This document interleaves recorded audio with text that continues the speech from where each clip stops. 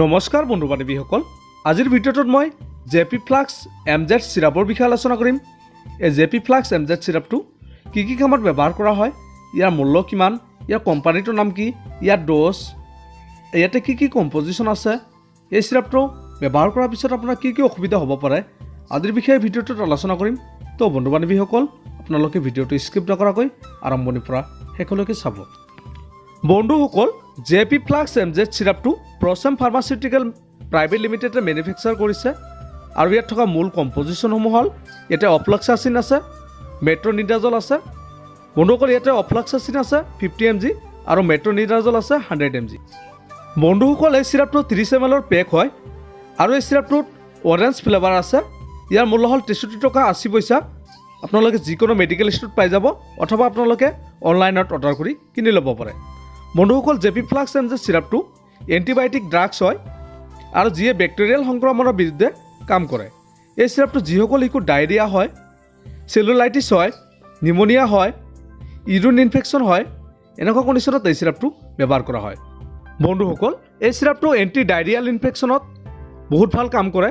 যদি কোনো শিশুৰ তেজ পৰা হাগনি হয়, পাতল পায়খানা হয়, এনেকুৱা কণ্ডিশ্যনত এই চিৰাপটো ব্যৱহাৰ কৰিলে নিশ্চয় আৰাম পাব।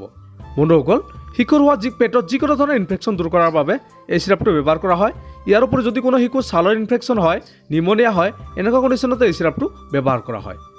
এই চিৰাপ ব্যৱহাৰ কৰাৰ আগতে আপোনালোকে সদায় ডক্টৰৰ পৰামৰ্শ ল'ব। ডক্টৰৰ পৰামৰ্শ নোহোৱাকৈ আপোনালোকে কোনো ধৰণৰ মেডিচিন ব্যৱহাৰ নকৰিব।